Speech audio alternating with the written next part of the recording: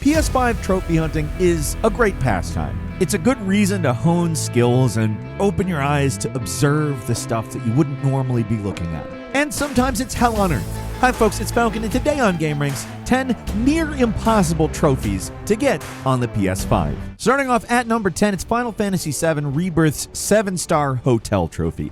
This is a massive game with a ton of pretty difficult trophies, but 7-star hotel, it really takes the cake. The objective sounds simple enough. Just inform Johnny that you've donated all possible items to his treasure trove. There's 88 collectibles and all you can donate, but getting all these things is not as simple as finding them laying around. No.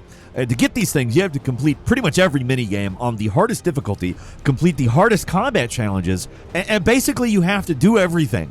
It's an insane amount of time you'll dedicate to this single 7-star hotel trophy. There are so many minigames in Rebirth, and many of them are very long.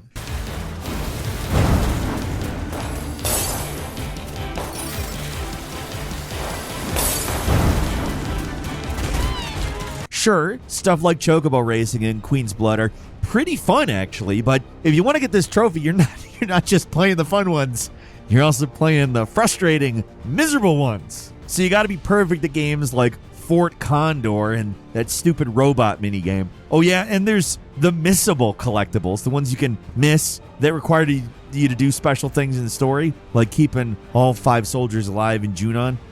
Getting the platinum in Rebirth can easily take upwards of 200 hours, and a huge chunk of that time is going to be spent getting this one trophy.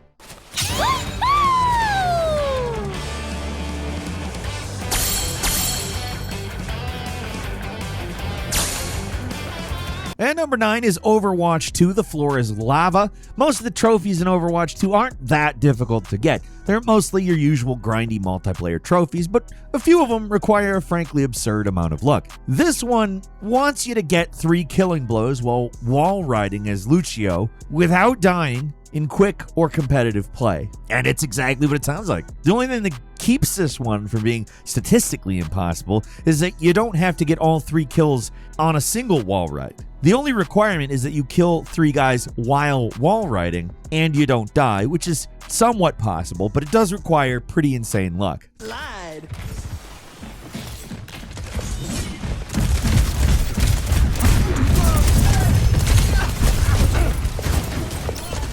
There's only one real way to make this any easier, and it's to find a spot where you can push opponents off the map. The trick here is to push them, then start wall riding so that they actually die from the wall, and when they do, you're in the air. As long as it's a death, it counts. But even with that trick, it is incredibly annoying and a very situational trophy. There's a reason it's the rarest in the game besides the platinum. Even when you know what you're doing, actually getting the trophy is down to pure luck.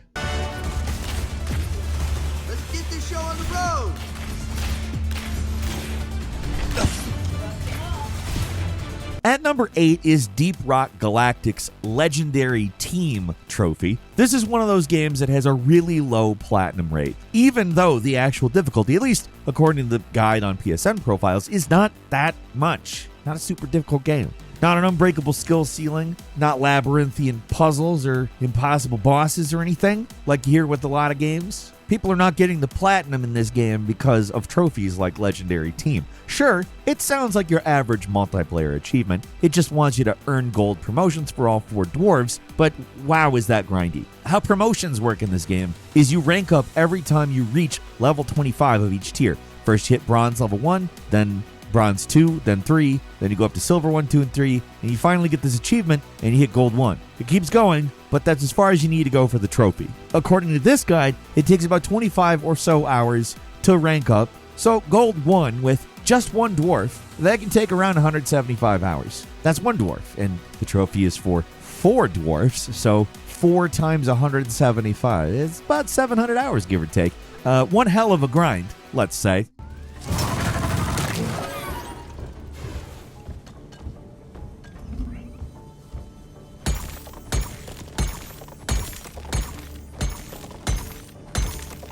There are some ways to speed it up, but it's going to take a really, really long time and a whole lot of dedicated grinding to get this thing. It's not impossible, but it requires serious dedication, and to be frank, a lot of people like playing games to have fun, and this requires you to do a lot of things that are specifically not fun. Like playing a low-level character after you've grinded and gotten to a high-level character feels awful, and it takes 175 hours for one of those characters. Then you do it with the other 3. Right, looking for a gold vein. Where are you?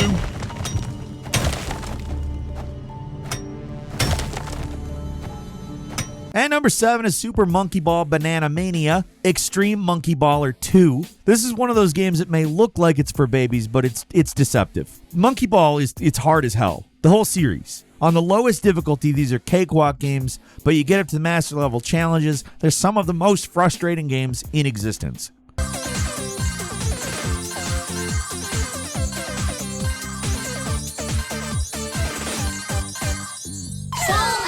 Beating the master stages is tough enough, but this trophy goes a step further and wants you to beat every single stage in Super Monkey Ball 2 in one marathon run. It gives you up to 99 retries, which in any other game sounds like a lot, but this game, that is not enough retries. There's 140 stages, and the really hard levels, you're going to blow through that 99 retries fast. There's a similar challenge for the first game, but it's generally agreed that the sequel is a lot tougher. It follows because it's the rarest trophy in the game, other than Platinum, of course. Monkey Ball is one of those games where you either click with it or you don't. Some people just talk about this like it's a normal challenge, but plenty of other people find these games to be some of the hardest Platinums to get, like 10 out of 10 difficulty.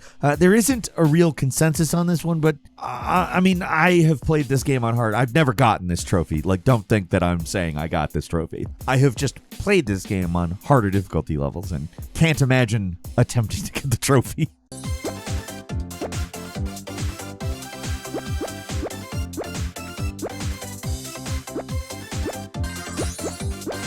And number 6 is Back for Blood, Act 3 Cleaner. It's a trophy that's as simple as they get. All it wants you to do is clear out Act 3 on Nightmare. That's the highest difficulty in the game. Zombies hit harder, they take more damage, friendly fire hurts more by default, and these are all pretty big problems. You can do this with a team of friends, but it's almost easier to play it alone with bots. At least there's less danger of friendly fire that way. On the other hand, on certain maps, especially in Act 3, the bots are all but worthless. They're going to get killed no matter what you do. There's really not a lot to say about this one. It's just brutally difficult in every possible way. It's a trophy hardly anyone has because it's just so ridiculously difficult to do. There are some builds that are more effective than others and some strategies that can help for certain maps, but otherwise you're pretty much just on your own. Back for Blood is just a crazy hard game to get the platinum in. Like, it's one of the toughest on the PS5.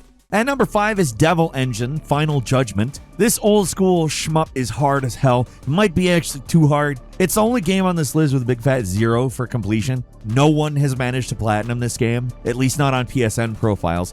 Maybe it's a game that's more popular on PC.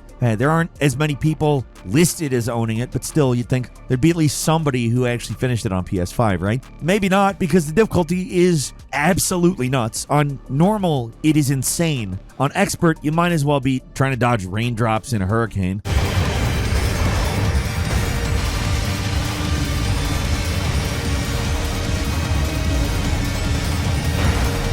And this trophy just doesn't want you to beat the game on expert. It wants you to do it without using any continues. I know people have beaten it, but I just mean, damn, even for a bullet hell game, this is too hard, too much.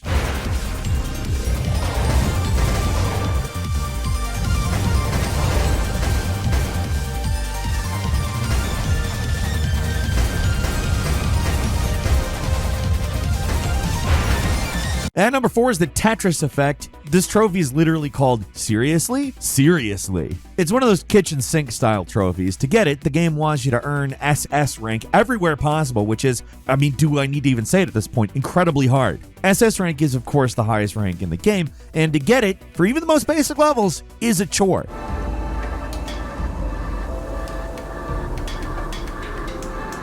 The trick is to get the highest score possible, which means you have to play extremely well and extremely fast, all while spinning the Tetris pieces like a madman, because T-spins get you points. Some of these modes look downright impossible at first. There's a mode called Master where the pieces drop pretty much straight down. Tetris Effect is one of the hardest games to platinum on PSN, period, and this trophy's the reason why.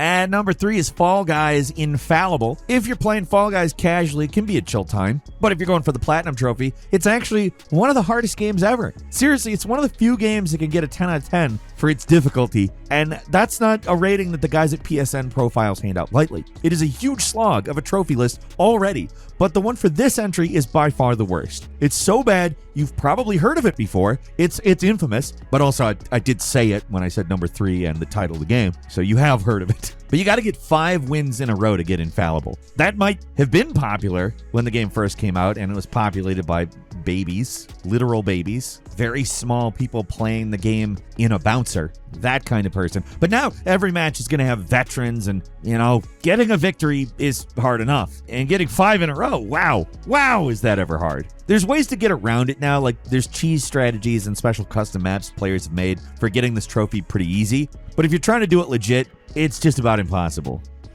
And number 2 is Diablo 2 Resurrected. I'm going to do what's called a pro gamer move. This is another one of those trophies. It's just nearly impossible. It's so bad that even the guide writer wonders why it's part of the list at all. It's so absurd. To get this trophy, you have to reach level 99 with a hardcore character, which getting to level 99 with a regular character is a time sink and a pain in the ass. But with a hardcore character, it's borderline impossible.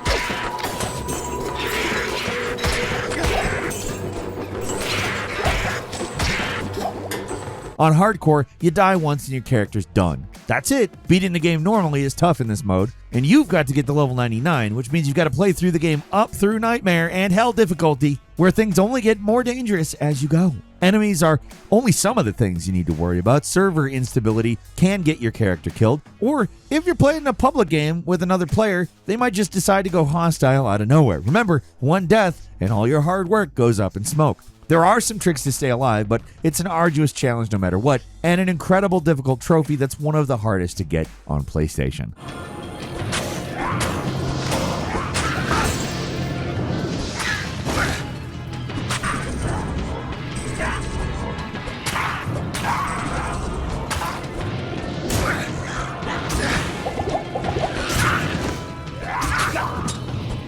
And finally, at number 1, Pathfinder Wrath of the Righteous Tests of the Starstone. Another rare 10 out of 10 difficulty on PSN Profiles. Getting all the trophies in this game requires legendary patience. When there's a trophy called Sadistic Game Design and it is not the hardest trophy on the list, you know you're in trouble. To earn the Test of the Starstone trophy, you have to beat the game on Unfair, which is an apt name for the hardest difficulty in the game. The difficulty mode is infamous because you take double damage while enemies have an extremely high armor class, which means that in many cases, you'll be swatting away at even the easiest enemies while they cut you to ribbons in seconds. Discari, Lord of Locusts, leave my city!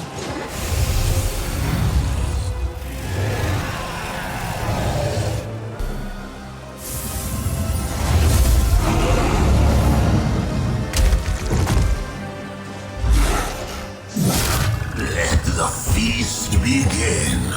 There's a reason it's called Unfair Difficulty. People who have played this mode basically describe it as playing a different game. You have to use every broken build, cheese strategy, and gameplay trick in the book to survive even the most throwaway encounters. And even then, you'll still die half the time when an enemy rolls a critical hit on you. It's half skill, half random chance, and the dice are never in your favor.